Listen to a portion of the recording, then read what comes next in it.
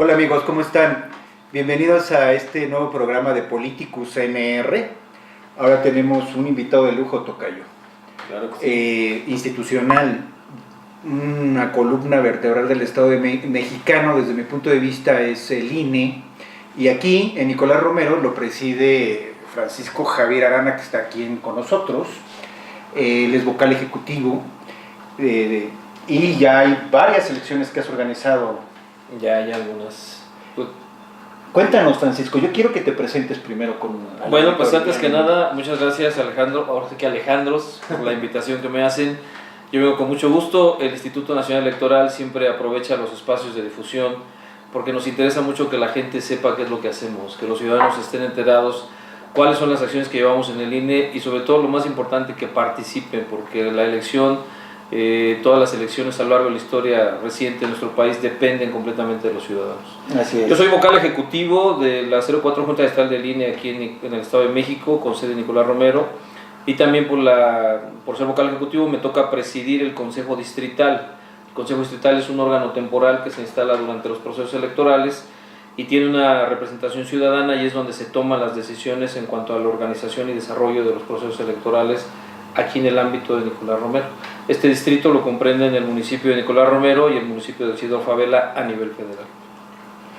Es el árbitro en las elecciones, que debería ser una fiesta democrática, las elecciones, ¿no, Francisco? Somos la autoridad que tiene bajo nuestro cargo la organización y desarrollo de toda la elección. Somos algo más que un árbitro, porque un árbitro solo es el que se encarga, pues, como de dirigir el partido. La verdad es que el INE, y a lo largo de las últimas reformas, ha ido incrementando las actividades que lleva a cabo. Ya no solo organizamos elecciones, ahora el instituto también tiene que ver con temas de acceso a medios de información, regula los tiempos en las campañas y precampañas de los tiempos oficiales en radio y televisión, ya hace la fiscalización de los recursos que utilizan candidatos y partidos en los procesos electorales, ya no solo a nivel federal, sino ya también a nivel local. Entonces, esto, dentro de algunas otras actividades que desarrollamos, a mí me llevaría a decir que somos mucho más que un árbitro, porque además una parte importante del INE, y de hecho la más sustantiva, que es la integración de las casillas, se hace con ciudadanos. Entonces ahí ya es donde en la esencia de la elección, que es el momento en el que se reciben, se revisan y se cuentan los votos, la participación ciudadana es determinante, porque las casillas se integran con ciudadanos elegidos por medio de un sorteo, que precisamente una de las funciones con la intención con la que vengo, pues es invitar a la gente que reciban a los capacitadores electorales en su domicilio. Ya iniciamos el pasado martes con la entrega de estas cartas de notificación, y lo vamos a estar haciendo durante todo el mes de marzo y el mes de abril, para que la gente participe en estas funciones.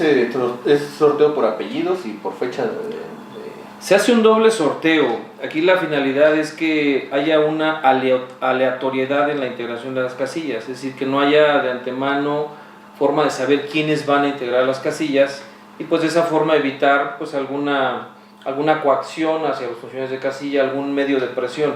Entonces primero se sortea un mes del calendario. En este caso, para esta elección salió sorteado el mes de febrero. Se toman el 13% de la lista nominal, toda la gente que haya obtenido su credencial para votar con fotografía,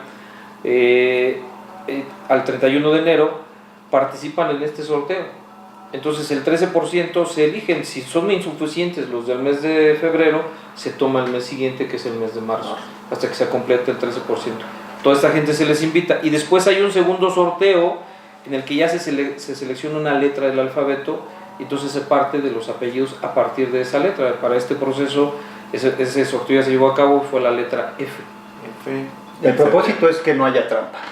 El propósito es que la integración de las casillas, que es el órgano más delicado, por así decirlo, porque es donde se reciben, se cuentan los votos, pues sea integrado por ciudadanos que no tengan una afiliación o que no tengan un procedimiento de selección que presuma que hubo alguna irregularidad. Todo es de manera aleatoria y con ciudadanos pues que están inscritos en la lista nominal.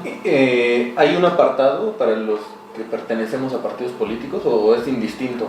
Hay una parte donde la ley establece ciertas condiciones. Por ejemplo, no puede ser dirigente de un partido político para ser funcionario de casilla, no puede ser miembro de un ministro de culto, por ejemplo, no puede ser funcionario. Esas ya están acotadas en la ley y nosotros obviamente cuando hacemos el trabajo de visitar a los funcionarios, pues vamos revisando para asegurarse pues, que todos los ciudadanos que son seleccionados cumplan con esos requisitos. Correcto. Sí, esto es importante, pues, sobre todo para darle certeza al momento de la recepción de los votos. Claro, a mí me gustaría hacer un poco de historia. Comprender que en México vivimos un tránsito de sistema político. Durante todo el siglo pasado prácticamente los votos no contaban ni se contaban, sino que el PRI gobernaba porque era el partido que había salido triunfante de la Revolución Mexicana. Y tuvimos un régimen muy sui generis, que fue incluso analizado a nivel mundial porque éramos un fenómeno muy extraño. Un solo partido que se pasaba el poder, se heredaba el poder, el presidente designaba al que seguía y todos se alineaban, etc. Dictadura perfecta que le llamó Vargas Llosa. Y después, bueno, pasó lo del 68, la guerra sucia de los 70, varios acontecimientos importantes, en los 80, rebeliones electorales en el norte del país sobre todo, y luego en 1988. Y el fraude, porque hubo fraude en el 88 sin duda, es decir, se cayó el sistema electoral. Manuel Bartlett, que ahora está en Morena, en ese tiempo era secretario de Gobernación, pues fue el que se encargó de darnos la noticia que se había caído el sistema literalmente. Y fue un escándalo nacional y mundial esa elección, la del 88. En esa época las elecciones eran organizadas por el gobierno, no por un instituto autónomo. Después se crea el IFE. El primer IFE todavía fue parte del gobierno, es decir, era un apéndice de la Secretaría de Gobernación. Después se independiza, se le da autonomía y se crea el IFE, que se convierte después en INE. Yo recuerdo que el IFE, sobre todo en el año 2000, todavía, sin duda, tenía mucha legitimidad. Se creía en el IFE, se creía que había imparcialidad. Después vino la elección de 2006 y empezó a haber cuestionamientos. Fue una elección muy competida, en la que también hubo reclamos de fraude, y a la fecha seguimos ya no con el IFE, sino con el INE cuestionado. Es decir, no tiene la legitimidad que tuvo en sus inicios. ¿A qué lo explicas, Francisco? Bueno, si entendemos la legitimidad como una percepción, pues se puede explicar en diferentes sentidos, porque es como cuando hay una expectativa. Tú generas una expectativa con respecto a cómo debe de ser un resultado electoral, entonces esto es una percepción. Cuando esa expectativa no se cumple en los términos en los que la gran mayoría esperan, entonces esa expectativa termina convirtiéndose o impactando lo que tú señalas como una falta de legitimidad. Entendida así la legitimidad, yo sí quiero acotar esto porque me parece muy importante. Una cosa es la legitimidad nacida de hacer un trabajo dentro de lo que establece la ley, y otra cosa es una legitimidad entendida como un fenómeno de percepción. O sea, ¿qué tanto estoy de acuerdo en que los resultados hayan determinado lo que yo esperaba que pasara? ¿Sí? ¿Y por qué lo menciono? Porque tú señalabas ahorita un caso muy particular, el 2000. En el caso del 2000, yo no quiero afirmarlo, aunque puedo suponer que la percepción era que el resultado tenía que ser en un sentido de cambiar un régimen que llevaba ya muchos años y que una renovación de la titularidad del Poder Ejecutivo le podría beneficiar al país. Cuando esto se concreta, entonces el IFE en ese entonces, que es quien conduce los trabajos, pues queda como, bueno, pues sí, se concretó el proceso y todo salió muy bien. 6 años después, en una misma elección donde pareciera que la percepción es que continuemos en una ruta en la que el país pueda elegir de manera libre quién va a gobernar, y ante una elección tan cerrada y además muy polarizada, entonces la percepción cambia. Y la percepción ya me puede llevar a decir, pues entonces ahora el resultado pues no fue el adecuado porque algo pasó. Curiosamente, si nosotros nos vamos al análisis documental, es decir, al análisis legal de todas las acciones que se tienen que llevar a cabo para determinar un resultado, la elección del 2006 tuvo menos inconsistencias que la del 2000. ¿A qué me refiero con inconsistencias? Es muy poco el tiempo para explicar cómo se hace un proceso electoral. Es una serie de pasos que se van llevando a cabo, pero todos concluyen el día de la jornada electoral con ciudadanos capacitados recibiendo la votación.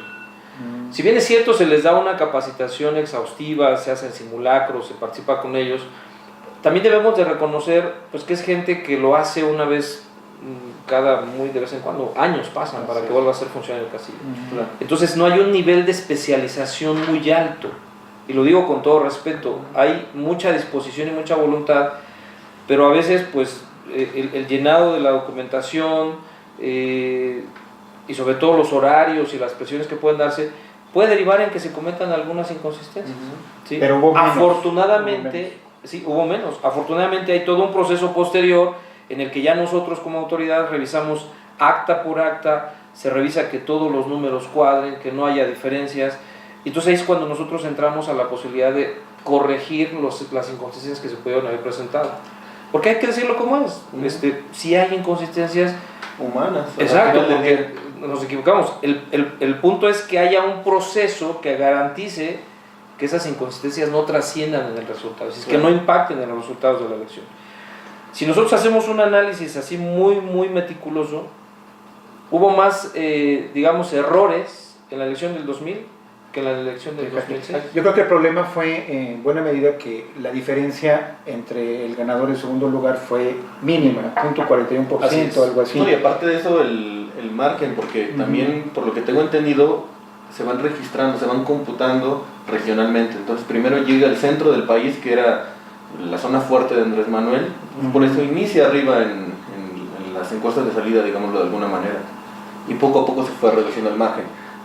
Como fue tan largo el conteo, a las 3 de la mañana más o menos, fue cuando se empata la elección, pero ya la tendencia venía, porque yo estaba en el proceso, y faltaban estados del norte, donde el PAN tenía mucha fuerza en ese momento. Y lo interesante en la del 2006 es que el PRI no estaba en el gobierno, sino estaba el PAN. Así es. Entonces, no estaba ya la dictadura perfecta famosa en funciones, sino ya habíamos pasado la primera alternancia. Y aún así, en 2006 tuvimos ese escollo que finalmente redundó en una percepción de fraude que nunca llegó a comprobarse del todo, y que los convencidos de que fue fraude no se van a mover ahí, y los convencidos de que no hubo fraude igual. Entonces creo que de ahí partimos. Pero se nos acabó el tiempo en este primer bloque, tenemos que ir a comerciales. Una pausa. Y regresamos. No se vayan, amigos. Vean los comerciales.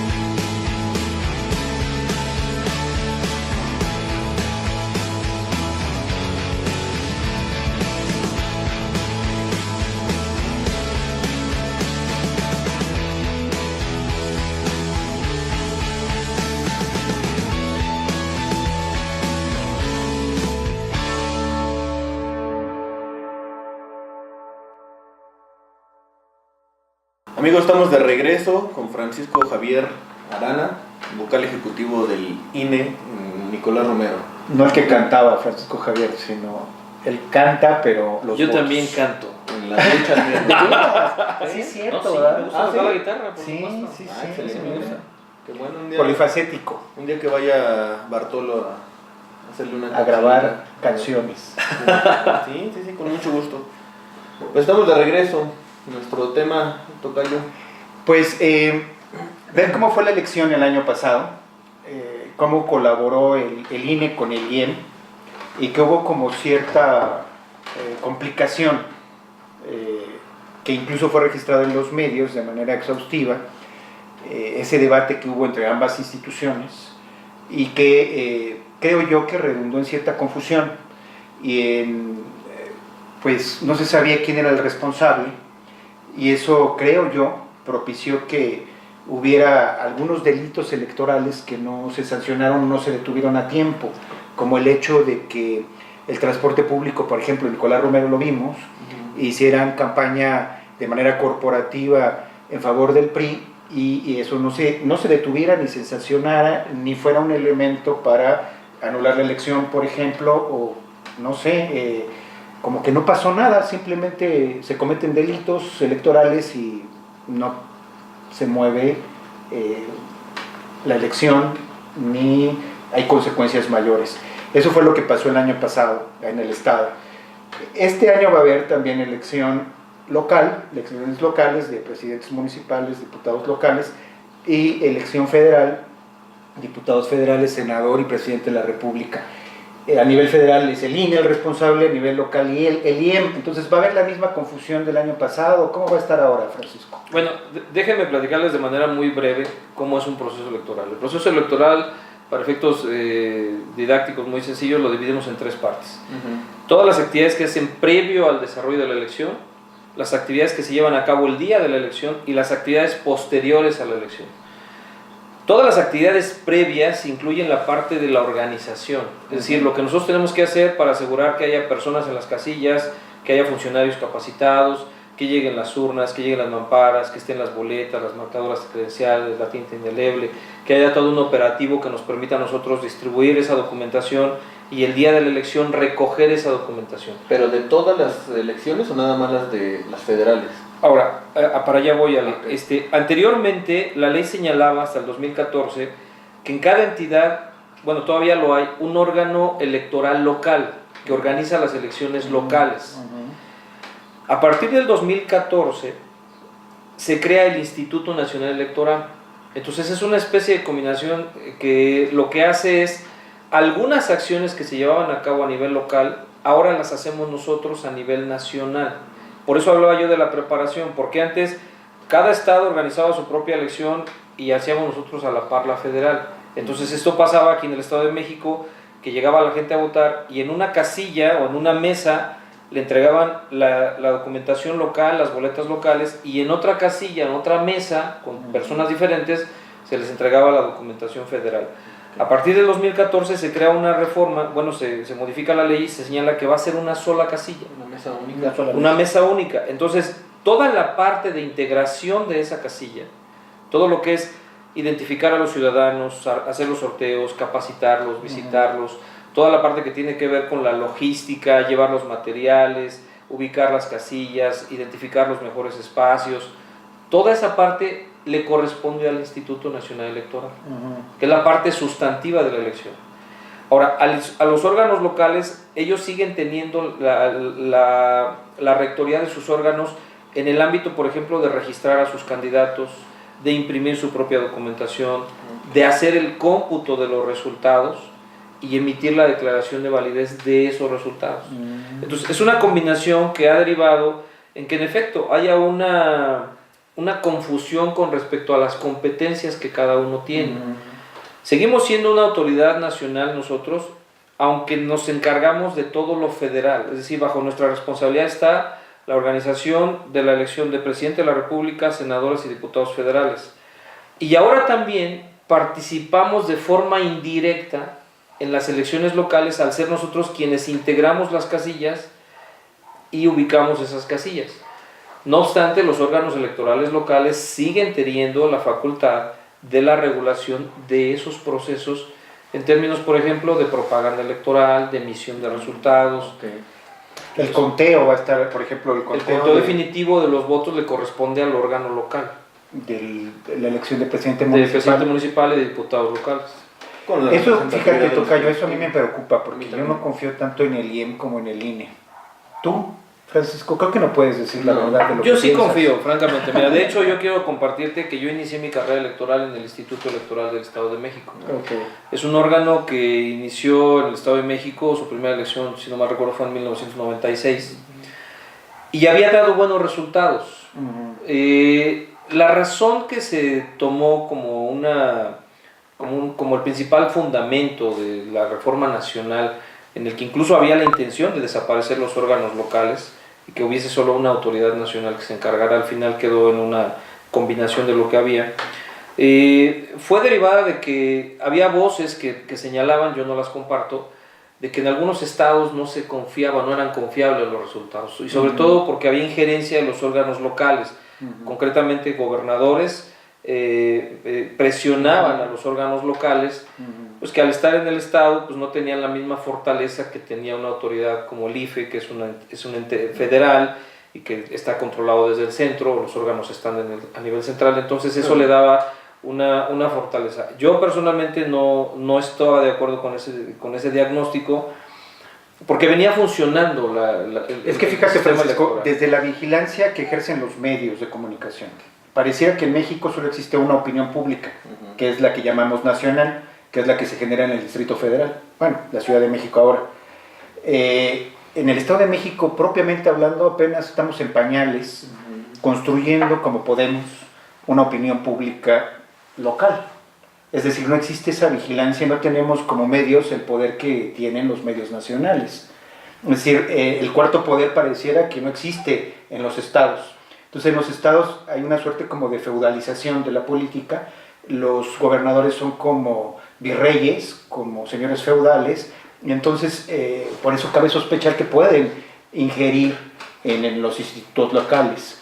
Pero a mí me preocupa además de eso, que a lo largo de la campaña suelen cometerse delitos electorales, como por ejemplo el uso de recursos públicos en favor de un partido, del partido gobernante, tanto del gobierno del estado como del gobierno municipal, que usen los recursos públicos de manera facciosa, es decir, te doy si votas por mí, y si no votas no, o incluso puedes perder tu trabajo, o te cierro tu negocio, te intimido, etcétera, o se hace campaña corporativa, en fin, hay varias formas como se pueden cometer, y se cometen de hecho, delitos electorales, y no pasa nada, se sigue la elección. Y es que es muy difícil demostrar legalmente esos, porque si yo veo una combi, él puede expresar, yo libremente lo pinté, ¿no? Claro, pero si llegas a la base y están todas las combis iguales, esas lagunas legales, claro que los puedes entrevistar, aunque incluso TV Azteca, recuerdo que entrevistó el año pasado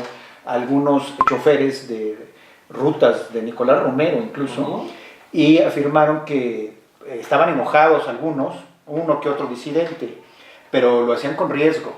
Es como algunos profesores que pueden trabajar en preparatorias oficiales a cargo del Estado de México, es notable que no pueden expresar su opinión política, o si no van a una marcha o apoyar a una campaña electoral, les dan menos horas de trabajo, por ejemplo.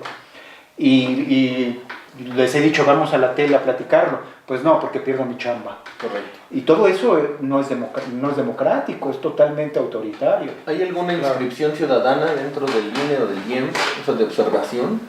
¿O sí, ya pasaron los tiempos? Mira, de hecho ahorita todavía cualquier persona puede inscribirse o solicitar su acreditación como observador electoral. Es una parte que poca gente conoce. La mejor forma de saber si las cosas se hacen bien es estar presente y vigilando. Y la legislación nacional nos permite eso. Si yo tengo un interés en verificar que las cosas se hagan como dice la ley, puedo acreditarme como observador y estar presente en todas y cada una de las tomas de decisiones. Yo puedo ir a cada una de las casillas el día de la elección, puedo estar presente cuando se sacan los votos de las urnas, puedo estar presente cuando se cuentan los votos, puedo observar prácticamente todo. Entonces eso le da una solidez mayor a la elección. Mira, ese rato comentábamos acerca de la percepción de legitimidad que tiene el instituto. Yo me atrevería a decir que esa legitimidad no está basada en una cuestión de corroboración de información.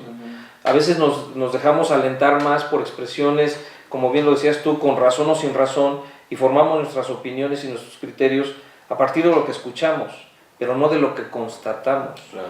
Y esa es una gran importancia, es un gran tema que vale la pena comentar, porque todo el soporte que tiene la elección, todo el soporte documental de cómo se hicieron las cosas, qué decisiones se tomaron, cuándo se tomaron, quién las tomó, por qué se hizo, es verificable.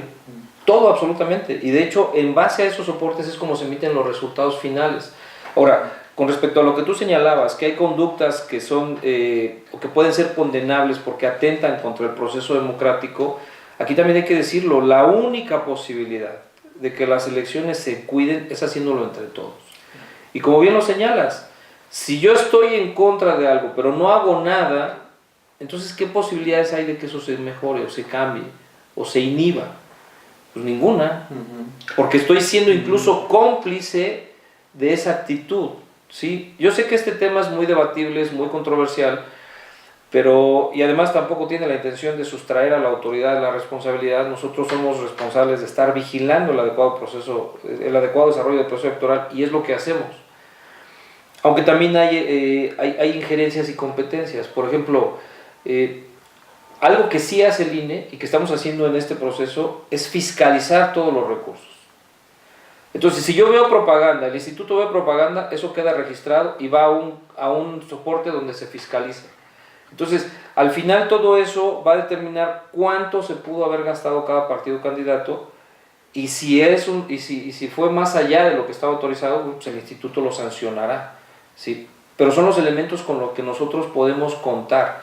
En donde no podemos entrar es en la convicción personal. Claro. Si alguien viene y te dice, oye, te voy a dar dinero por hacer esta actividad, o te voy a ofrecer esto, te voy a coaccionar, o te voy a intimidar, o te voy a hacer esto, y tú no reaccionas, pues ¿de qué manera podemos construir una mejor oportunidad de desarrollo democrático si no nos involucramos? Claro, pero si un profesor, por ejemplo, de una preparatoria oficial aquí, que no juega con el partido oficial, con el PRI, y le dicen, tienes que ir a un acto de campaña, y si no vas, pierdes horas de trabajo. ¿Qué puede hacer ese profesor? Bueno, de entrada puede denunciar, es un delito electoral, está la Fiscalía Especial para la Atención de Delitos Electorales, puede incluso a través del Tribunal Electoral del Poder Judicial de la Federación denunciar un atentado contra sus derechos político-electorales. Son dos instancias que pueden salvaguardar los derechos de las personas. En este caso, el Tribunal Electoral estaría tutela los derechos de participación libre. Yo tengo la libertad de decidir con quién participar, cuándo participar, dónde participar y cómo participar, y esa libertad nadie me la puede imponer ni limitar. El problema es que no se sabe que existen esas instancias, o no se confía en esas instancias, o en todo caso dicen, bueno, yo no me voy a meter a esa bronca y poner en riesgo mi trabajo por algo que no sé si va a dar o no resultado. Claro. Sin embargo, bueno, es necesario hacer conciencia ciudadana, porque si los ciudadanos no nos ponemos las pilas, pues las autoridades por sí mismas pues no pueden garantizar que todas esas prácticas se erradiquen, porque también es una cuestión cultural y de cultura ciudadana en este caso, ¿no? Es correcto. ¿De qué otra manera se podría hacer? O sea, si no hay una denuncia, si no hay una parte que diga, a mí me están haciendo esto, entonces ¿de qué otra manera podríamos hacerlo? Claro. Yo no la identifico. Lo primero es que como ciudadanos creo que es importante que todos tomemos conciencia de la importancia de participar activamente, no solo el día de la elección, sino como observadores a lo largo de la campaña, y si somos víctimas de alguna práctica como esta que nos cuarte nuestra libertad de elección política, la denunciemos. Pero otra vez se nos fue el tiempo volando, tocayo. Vamos a otra pausa y regresamos con nuestro invitado Francisco Javier Arana. No se vayan.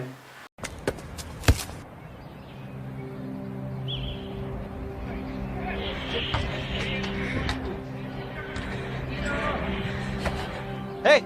¿No vas a jugar? ¿Para qué? Si ya sé quién va a ganar. ¿Ya sabes quién va a ganar? Puros pretextos.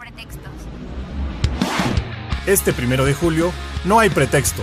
Participa. Tú haces la mejor elección. IEM, Instituto Electoral del Estado de México. Amigos, estamos de regreso en Politicus NR, charlando con Francisco Javier Arana del INE. Él es el que preside el INE aquí en Nicolás Romero, para decirlo pronto. Y algo importante, Francisco tocayo, en esta elección, desde mi punto de vista, pensando en la elección local, que es en la que podemos tener mayor incidencia, es que se organizaran debates entre los candidatos, tanto a la diputación local como a la federal y, de manera muy importante, a la presidencia municipal. Claro. ¿Tú cómo ves ese ejercicio de los debates, Francisco? Yo lo veo genial. Yo creo que uno de los ejercicios que más contribuyen a la democracia es precisamente el de un debate, porque es contrastar ideas de manera directa. Ahí los candidatos candidatas eventualmente tienen la posibilidad de contrastar sus ideas con otras. Y eso a la ciudadanía pues obviamente le representa un ejercicio en el que puede diferenciar claramente qué opciones son las que le convencen más Y eso es precisamente un voto razonado, cuando nosotros votamos en función a lo que cada candidato o candidata nos está ofreciendo, cada partido o coalición propone con respecto a la problemática que va a atender, qué van a hacer con la seguridad pública, qué van a hacer con los servicios de salud, con la infraestructura urbana, con todas las cosas que tengan bajo su responsabilidad. Entonces un debate, en mi opinión, es un medio ideal, necesario y fundamental para un buen ejercicio democrático. Nicolás, en Politicus NR vamos a invitar a los candidatos. Esperemos que no nos hagan el vacío, tocayo. Esperemos, y que también la gente nos haga llegar inquietudes que nosotros les podamos preguntar aquí a ellos directamente.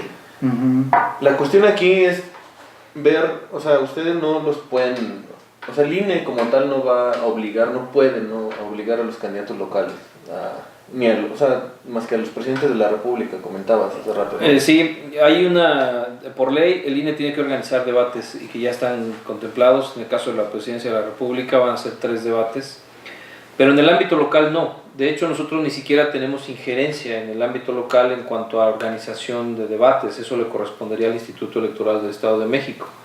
Sería la autoridad local, el IEM, quien tendría que regular, seguramente tendrá lineamientos a partir de los cuales organizar este tipo de ejercicios. Y a los diputados federales, o sea... A los diputados federales sí, por supuesto. Nosotros tendríamos la oportunidad, si se dan las condiciones, para organizar debates con diputados federales, porque es el ámbito de nuestra competencia. También se pueden dar debates, por supuesto, en el ámbito de candidatos o candidatas a senador. Eso también es posible. Pero concretamente en lo que ustedes se refieren del ámbito local, específicamente presidentes o candidatos a presidentes municipales, sí es una competencia que le corresponde al Instituto Electoral del Estado de México. Ahora, yo insisto, es un ejercicio que ojalá y se dé en todos los ámbitos, porque eso le va a dar a los ciudadanos, nos va a dar la posibilidad de contar con mayores elementos para razonar nuestro voto. Y yo creo que dirá mucho de los candidatos su disposición a debatir o no, es decir, su inclinación democrática o no ninguna inclinación democrática, y más bien cierta tendencia autoritaria el hecho de no participar en un debate. Esa sería mi lectura política de un candidato que no acepte o no quiera intercambiar sus puntos de vista con sus adversarios. Me pareciera que no tiene voluntad democrática. No sé qué opinen ustedes. Yo quiero hacerle la invitación, aprovechando la cámara, a los candidatos de tener este ejercicio. Es muy bueno. Yo creo que nos va a dar confianza a los ciudadanos, aquellos que quieran transparentar o enfrentarse en propuestas contra su contrincante, ¿no? Aquellos que no quieran asistir, pues algo, bueno, sus razones tendrán, pero no me dan confianza. Claro, e incluso a mí me gustaría, tocayo, Francisco, aprovechando esto, que los que nos ven se atrevan a formular preguntas que pudiéramos nosotros a su vez formularles a los candidatos, para que no sea nada más de nuestro ronco pecho, sino que sean ustedes, los ciudadanos, que finalmente van a decidir quién nos va a gobernar, los que hagan esas preguntas. Entonces, tenemos 5 elecciones. Así es. Bueno, nada más déjame terminar con esto. Yo no he observado, y lo digo con todo respeto, en la historia reciente de nuestro país, verdaderos debates entre candidatos. Ni siquiera los de la presidencia de la República. Los formatos que se han establecido son formatos que, más que debatir, pues son expresiones de ideas, porque un debate es contrastar y es establecer una mecánica en la que yo tenga la oportunidad de replicar, pero abiertamente, lo que dice la otra persona, y que además sean temas que, como bien lo señalas, sean incluso producto de cuestiones de la misma sociedad.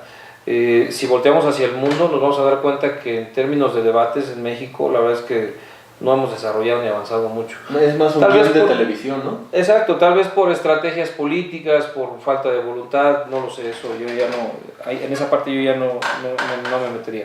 Ahora, con respecto a lo que comentabas, es verdad, tenemos el próximo 1 de julio 5 elecciones a nivel Estado de México. Vamos a elegir presidente o presidenta de la República, para decirlo con de manera más correcta, se va a elegir la titularidad, se va a renovar la titularidad del Poder Ejecutivo Federal, se va a renovar la totalidad de la Cámara de Senadores y la Cámara de Diputados. Y a nivel local se van a elegir ayuntamientos y diputados locales. Entonces, todas las personas que acudan a votar el próximo 1 de julio van a recibir en una misma casilla, porque ya eso es lo que contamos hace rato, ya es una sola mesa de votación, con los mismos funcionarios van a recibir 5 boletas, y van a tener la oportunidad de elegir las opciones que consideren sean las más adecuadas, emitir su voto en completa libertad, y esto pues colocarlo en cada una de las diferentes urnas. Entonces, yo creo que el domingo de la jornada lo primero es ver el mundial. Vamos a estar en época futbolera. Eso va a bajar un poco la participación, creo, pero no debería. Incluso dicen que creo que hay hasta va a tiempo. jugar México ese día. ¿De veras? Si llega el quinto partido... Digo, yo no me pierdo México, pero tampoco me pierdo la elección. Lo bueno es que Rusia está muy lejos y los usos horarios nos van a dar como 5 o 6 de la mañana aquí en los partidos. No me digas, esa hora van a ser. Ajá, entonces creo que son 9 horas de diferencia, 10 Rusia-México, y los horarios estelares son 9 de la noche, 8, entonces aquí vamos a estar de madrugada. Vamos a poder participar en la elección. Pero es importante para la gente que tenga la información necesaria para la elección, es decir, que sepa distinguir, por ejemplo, como que 2 diputados, ¿no? Diputado local, diputado federal. Bueno, el diputado local sesiona en Toluca, es parte del gobierno del estado, y los diputados federales, pues en el Congreso de la Unión, que es de todo el país. Los que regulan al gobernador, los locales, y los que regulan al presidente. Bueno, por decirlo así, ojalá los regularan, porque uno los de los problemas, las leyes, los que emiten las leyes, y que tienen también, pues juegan un contrapeso de poder, o deberían de jugar un contrapeso de poder entre los 3, que todavía estamos en construcción en México, de que ese sistema de 3 poderes funcione, es decir, que el judicial realmente sea independiente, porque ahora vemos que de repente el Ejecutivo le tira línea al judicial por donde debe de ir, y que el Poder Legislativo también fuera independiente, y el Ejecutivo, bueno, es el Ejecutivo. Venimos de un presidencialismo omnímodo, que era el único poder que existía. Tenemos algunas décadas en el que ya hay un Congreso federal que no tiene mayoría, el Poder Ejecutivo, no tiene todos los pelos de la burra en la mano, pero por ejemplo Salinas de Gortari todavía los tuvo, y removió creo que 16, 17 gobernadores, y era como un rey absolutista. Entonces estamos pasando a un nuevo sistema político en el que hubiera ese contrapeso de poderes, pero se requiere que los ciudadanos se enteren y se den cuenta que si bien la política a todos de repente nos causa escozor, pues si no nos ocupamos de ella, la política se ocupa de nosotros, es la única y forma, nos afecta. Es la única forma de salir adelante, y fortaleciendo la institución también, al INE, la autoridad, legitimándola. Yo creo que... Pero que hiciera bien su trabajo. Si lo hacen, por supuesto. Es que mira, era lo que yo comentaba hace rato, y aquí sí quiero hacer mucho hincapié. El trabajo central de la elección, que es la recepción, la revisión y el conteo de los votos, lo hacen los ciudadanos. O sea, es un trabajo que se hace entre miles de mexicanos y mexicanas que ese día disponen de ese día para contribuir a este ejercicio de democracia dentro del país. Debemos entender esa parte porque es la parte esencial. Cuando nosotros hablamos de la posibilidad de transgiversar los resultados, de hacer trampa, estamos sugiriendo que entre todos los mexicanos nos vamos a poner de acuerdo para hacerlo. Y eso no es posible. Hay que atajar este tipo de expresiones pues participando, porque también es algo que necesitamos hacer. No se vale decir que todo está mal si ni siquiera me involucro, si ni siquiera me preocupo por revisarlo. No se vale de antemano descalificar cuando ni siquiera conozco los mecanismos a través de los cuales se llevan a cabo las elecciones. Entonces, aquí la invitación que yo hago, yo sí estoy convencido que independientemente de que juegue México, de que haya mundial o que no haya mundial, la gente va a salir a votar. Tenemos que... México tiene una vocación democrática que lo ha demostrado. Se han hecho muchas aseveraciones con respecto a que hay riesgos de violencia, hay riesgos de muchas cosas, y la historia reciente, y para quien quiera revisarla, ahí está, siempre nos ha demostrado lo mismo. México ha salido a votar en paz, lo ha hecho de manera ordenada, los mexicanos queremos la democracia, porque la historia también nos dice qué pasa cuando no nos ponemos de acuerdo. Claro. Lo hacemos por la vía institucionalizada, independientemente de todas las diferencias que tenemos, independientemente de todos los proyectos de nación que haya. Si no lo hacemos por la vía institucional, por las instituciones democráticas, pues la otra salida es la confrontación. La confrontación que ya no puede ser solo verbal, sino terminaríamos en una confrontación física, pues que la verdad es que los resultados que eso generaría y las consecuencias que nos traería, pues serían de de dimensiones insospechadas, pero completamente... Claro, la única forma civilizada es la democracia y la política bien entendida, ¿no? Así es. Pero fíjate, sí, en la elección participan, o la hacen finalmente, la organizan los ciudadanos, en el sentido de que los ciudadanos son los que están en las casillas y cuentan los votos ahí, y se anota en la casilla y luego se registra en actas, hay muchos controles. Sin embargo, hay mucha gente que piensa que si no se hace el fraude allí, se hace como una especie de hackeo, porque dicen es que todo se puede hackear, y si no se hace en la casilla o lo vigila, se llega ahí, en algún momento en el conteo, ya cuando entra en el sistema, ahí es en donde hacen el chanchullo. ¿Qué podrías decir ahí al respecto? Bueno, qué bueno que haces ese comentario. De entrada, mucha gente, pues no sé cuánto sea mucha gente. Yo conozco también a varias personas que no solo participan, sino que también se preocupan por verificar. ¿Sí? Entonces, eso de mucho, más bien es una generalización. Lo que hace ahora el INE es escanear todas las actas que se recogen en las casillas. O sea, nosotros escaneamos acta por acta y las subimos a una plataforma donde tú puedes verificar que los resultados que se dieron en la casilla, tú fuiste presidente de casilla del proceso pasado, tú conoces los resultados de esa casilla y puedes revisar en el conteo final, en la estadística definitiva, cuáles son los resultados que están consignados de esa casilla. Que coincida el cómputo. Exacto, y te vas a dar cuenta que en todos los casos coincide. Si no coincidiera, eso es impugnable, eso es recurrible. Y es ahí donde los partidos que afirman que hay trampa, que hay fraude, es donde se atoran. Porque no pueden demostrarlo, porque no hay manera de decir me hiciste trampa porque en ese flujo de información un gusanito, o sea, si dice, se perdió y dices no porque está aquí el acta y está aquí el... Exacto, y entonces se checa. Exacto, yo puedo decir mil cosas, además la escuchamos, en el IMA estamos acostumbrados a escuchar cualquier cosa y además lo hacemos con respeto, ¿no? Yo escucho todas las opiniones a favor y en contra del instituto. Yo siempre he dicho, verifique nuestro trabajo de manera documental. Entonces, si tú me dices hay una trampa, ok, nada más dime dónde estuvo, ¿no? Porque si la casilla dice que tú tuviste 10 votos y los resultados finales dicen que tuviste 10 votos, pues son los que tuviste, claro. ¿no? Y sin embargo, fíjate, bueno, en eso yo pienso que ahí no hay problema. El problema, desde mi punto de vista, pensando en la elección local sobre todo, es que a mí me parece obvio y creo que sería casi innegable o irrefutable que en el caso de Nicolás Romero vamos a tener una elección en la que, para hablar claro, Martín Sobreira va a tener bastantes recursos económicos a su disposición, y recursos no nada más económicos, sino también del gobierno municipal e incluso del gobierno del estado a su servicio, lo cual es inequitativo, pero no veo yo manera, francamente, de que eso se detenga.